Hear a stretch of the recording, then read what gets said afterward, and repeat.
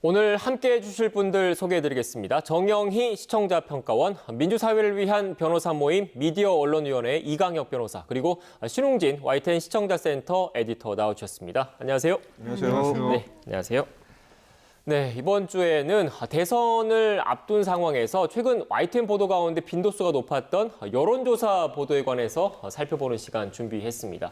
지금 두 분께서도 YTN 보도 가운데 여론조사 관련된 기사 많이 보셨죠? 예, 그렇죠. 아무래도 여론조사는 민주주의 사회에서 많은 시간과 비용이 들어가는 선거 대신에 비교적 빠르고 쉽게 민의를 파악하는 방법이기 때문에 그 결과에 따라서 정책 등이 수정되는 경우도 적지 않습니다. 그래서 관련 보도에 대해 시민들이 많은 관심을 보이고 있습니다. 네. 말씀하신 것처럼 대선을 앞둔 시점이기도 하고요. 각 당은 또 경쟁력 있는 후보를 이렇게 선택해야 되는 그런 결정의 과정에 놓여 있는데요. 국민의 의견은 어떨지 여론조사 결과를 통해서 지금 추정하는 중에 있습니다. YTN도 24시간 보도 전문 채널이기 때문에 이러한 여론조사 결과를 뉴스에 많이 활용하고 있습니다. 아무래도 현재로서는 여론조사가 여론의 추이를 종합적으로 판단할 수 있는 가장 좋은 방법이라고 판단했기 때문에 그런 것 같은데요. 최근 몇 달 동안은 코로나19와 관련된 이슈들을 그렇게 여론조사를 통해서 알린 바도 있지만 지난 몇 주 동안은 이제 국민들에게 정치적 의견을 묻는 그런 방식의 여론조사 결과가 YTN에서 보도가 많이 되고 있습니다. 네. 말씀하신 대로 대선 전국이 뜨거워지면서 저도 제 뉴스 시간에 매일 정치 관련된 대담을 나누는데 여론조사 결과를 YTN뿐만 아니라 다른 언론사 여론조사 결과를 많이 인용해서 보도를 하거든요. 관련해서 시기가 시기인 만큼 YTN 여론조사 보도 준비할 때도 신경을 더 쓸 수밖에 없는 거 아닙니까? 네, 그렇죠. 언론사들이 이 여론조사를 이게 선호하는 이유는 사실 이 국민들의 생각을 이 수치로 계량화해서 보여줄 수 있는 유일한 그런 방법이기 때문이라고 좀 봐야 될 것 같은데요. 이 정치는 이 진영 논리가 작용하는 이 매우 민감한 그런 사안이기 때문에 이 옳다 그르다 이런 사안에 대해서 그 기준이 좀 상대적이고 심지어 좀 이중적이기까지 그렇게 합니다. 그렇기 때문에 여론조사가 그나마 좀 수치를 통해서 표현되기 때문에 과학적이고 객관적인 것처럼 보일 수 있다라는 것이죠. 근데 보일 수 있다는 것이지 또 정확성과는 또 거리가 먼 그런 여론조사가 한두 개가 아닙니다. 여기서 또 YTN의 여론조사 방식에 대해서 좀 설명을 좀 드려야 할 것 같은데요. 이 조사기관인 리얼미터하고 이제 연간 계약을 맺어서 일주일에 한 번씩 조사를 하고 있습니다. 기본적으로 대통령 지지율 그리고 정당 지지율 이런 것들을 묻고 있는데요. 그때그때 또 궁금한 현안을 추가해서 또 하나씩 더 물어보기도 하는데요. 예를 들어서 얼마 전에 위드 코로나 체제로 전하는 것이 어떨까라는 국민들의 생각을 한번 물어보기도 했었습니다. 네, 이렇게 정기적으로 여론조사를 YTN에서도 하고 있다라는 에디터님의 말씀을 지금 전해드렸는데 변호사님께서는 YTN 보도, 여론조사 보도 보면서 어떻게 느끼셨습니까? 먼저 드는 생각은 아쉽지만 좀 친절하지 못하다는 것인데요. 네. 여론조사 결과를 보도할 때 조사 기법이나 설문 배치 등 다른 여론조사와의 구체적인 차이나 내용을 상세히 설명을 해줘야만 최종적인 결과에 정확한 의미가 전달이 될 것인데요. 하지만 이런 부분에 대한 소개는 좀 생략돼 버리는 경우가 많은 것 같습니다. 각종 여론조사 결과에 대해 여론조사 전문가 코멘트 같은 걸 통해서 해당 여론조사의 특징과 한계 등을 좀 구체적으로 분석해주면 좋겠고요. 또 중앙선거 여론조사 심의위원회에서 공표 보도 불가 판정을 받은 여론조사 같은 게 있는데 이런 경우 등에는 시청자들에게 자세히 소개를 하고 그 문제점을 정확히 지적해 주셨으면 합니다. 네. 네, 저도 변호사님과 의견이 이제 같은데요. YTN의 보도가 여론조사 결과를 자주 알려준다라는 점에서는 지금 현재의 국민들의 의견이 어떤지를 알려주는 것이기 때문에 친절할 수 있겠지만 그렇지만 여론조사가 어떻게 이루어지고 그 수치의 의미가 어떻게 이제 국민에게 받아들여야 되는지 의미를 전달하는 면에서는 좀 친절하지 않다라고 표현을 하고 싶습니다. 오래전에 여론조사 기관에서 잠깐 근무한 적이 있었는데요. 경험적으로 보면은 통계적으로 은밀한 절차를 거쳤다고 하더라도 실행 주체에 따라서 약간의 바이어스가 그러니까 편향성이 드러나는 경우도 있습니다. 그러니까 완전히 주관적인 판단이 배제되지는 않는다는 것인데요. 그래서 여론조사 기관에 따라서 서로 다른 결과가 나오기도 하고요. 질문의 종류나 보기의 제시 순서나 이런 것도 영향을 주지만 실행 기관이 어딘지 그 기관을 신뢰할 수 있는지 이런 것이 아주 중요해집니다. 우리의 경우는 한국의 경우는 일반적으로 부모님의 출신 지역, 본인의 고향 이런 거에 따라서도 선택에 영향을 받는 경우들을 종종 보는데요. 그래서 선거 결과 같은 경우도 사실 예측이 어려운 면도 있습니다. 현재 여론조사 결과는 그것을 포함하지 않는 단순한 질문인데요. 이런 것을 계속적으로 반복하고 뉴스로 보내는 것이 현실에 가까운 그런 답변이 될까 하는 것에 대해서는 조금 고민이 필요하다고 봅니다.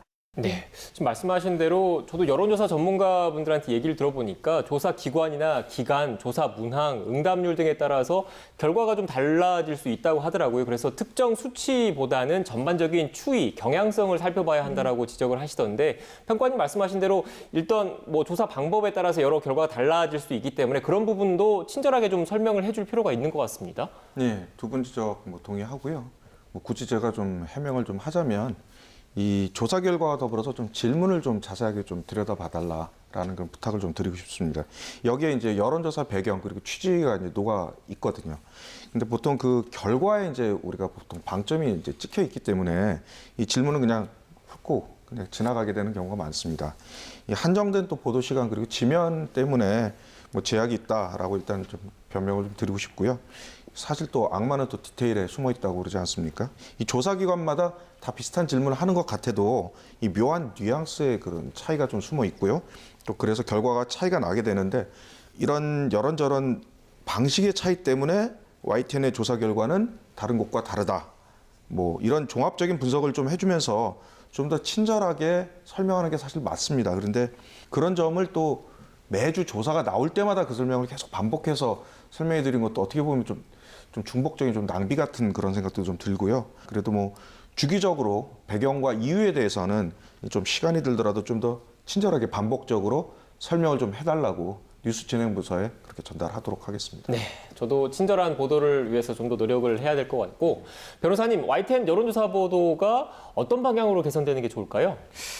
예, 뭐 YTN에서 실시하는 것 말고 또 시중의 여론조사들이 지닌 문제점이나 그 여론의 왜곡의 위험성 이런 게 많은데 이런 것들 지적하는 기획보도나 프로그램을 좀 찾기가 어렵습니다. 네. 그래서 아쉬운데 구체적인 방송 편성 차원에서 좀 말씀을 드리자면은 일반 상시적 또는 적어도 그 중요한 선거 임박 시기에 어떤 주간 단위의 여론조사 전문 프로그램이나 코너 같은 걸 신설해서 해당 주간에 나온 각종 여론조사 결과를 종합적 구체적으로 비교 분석을 하고 여기에다가 여론조사를 읽어낼 수 있는 일반적인 정보 교양까지도 교육적으로 제공을 해주시는 그런 콘텐츠를 만들어주시면 어떨까 제안드리고 싶습니다. 네.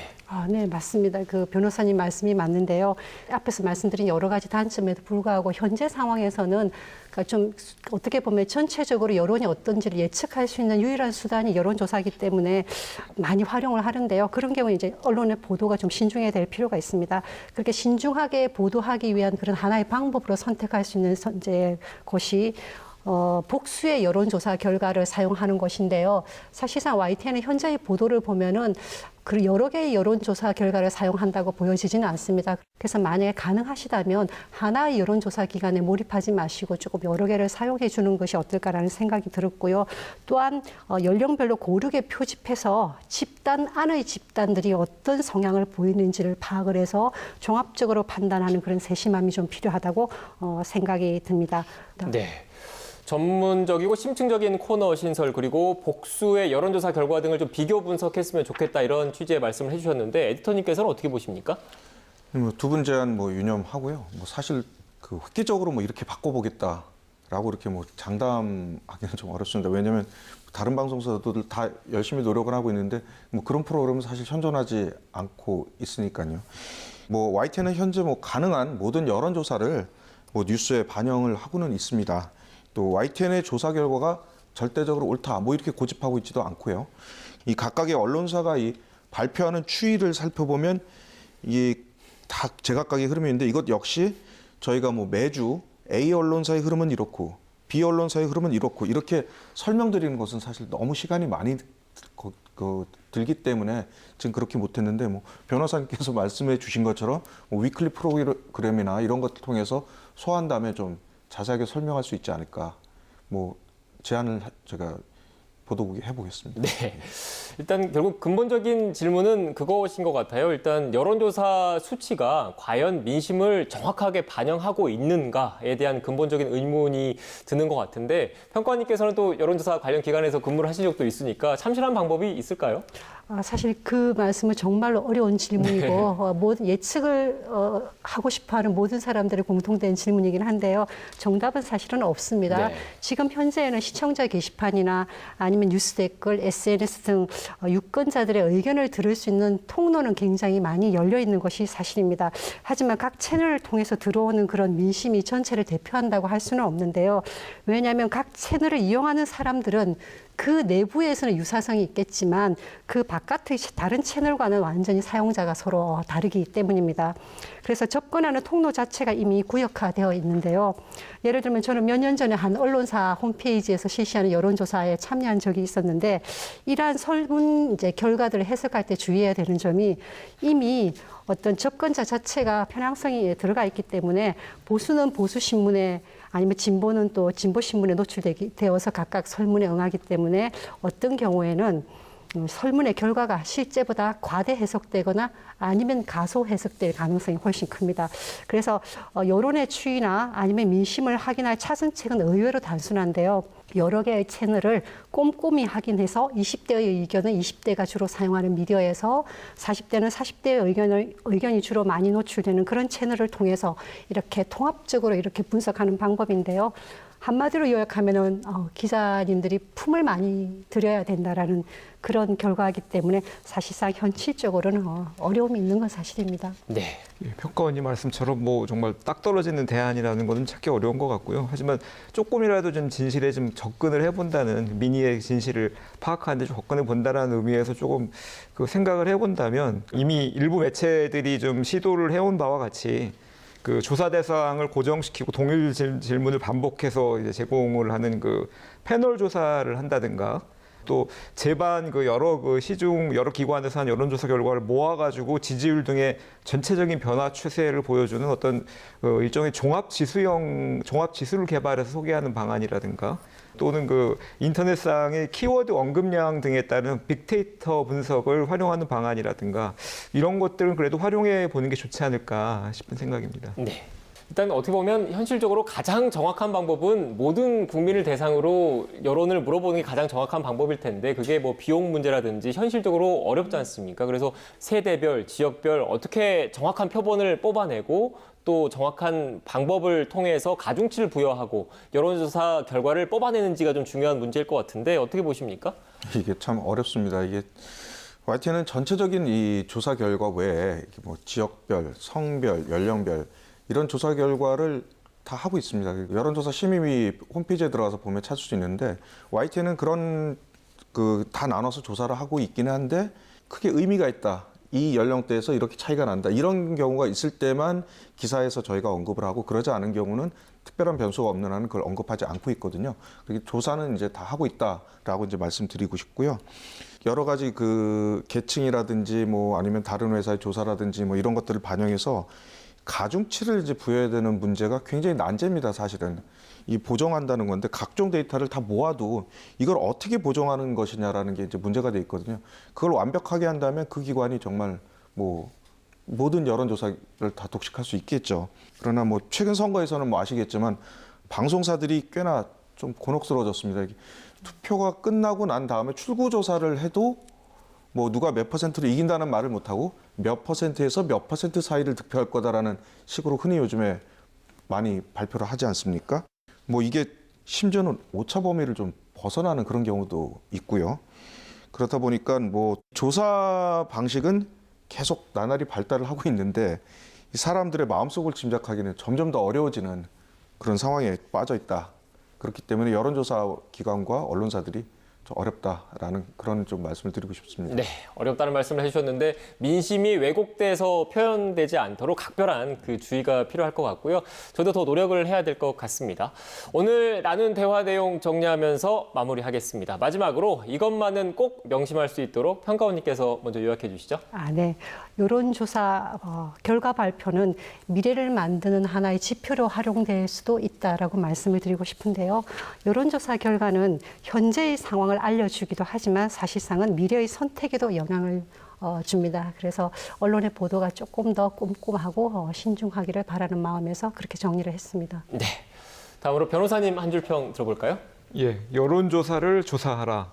그 일부 매체들은 그 여론조사를 수용자들의 관심을 끄는 콘텐츠 확보 수단으로 삼는 것에 그치지 않고 자신들이 뭔가 지향하는 방향으로 뭔가 좀 끌어가려는, 그러니까 밴드워건 효과를 불러일으키려는 그러기 위해서 여론조사를 너무 적극적으로 능동적으로 이용하는 모습을 보이는 경우도 있는데요. 이렇게 수용자들의 관심이나 그 자신들의 영향력을 높이려는 과정에서 그 여론조사가 일종의 여론조작 수법으로 전락되는 게 아니냐는 비판마저도 제기가 됩니다. 그래서 여론조사를 보도할 때는 그 수치 결과를 전하는데 급급하지 말고 그 배경과 의도 등에 대해서도 철저하게 검증하는 것을 게을리하지 말아주시기 바랍니다. 네, 알겠습니다. 여론조사 수치 결과 보도가 부정적인 영향을 미치지 않도록 각별히 주의하겠습니다. 오늘 세 분의 분석과 해설 말씀 잘 유념해서 YTN 보도와 프로그램 개선에 앞장서겠습니다. 오늘 말씀 고맙습니다. 감사합니다.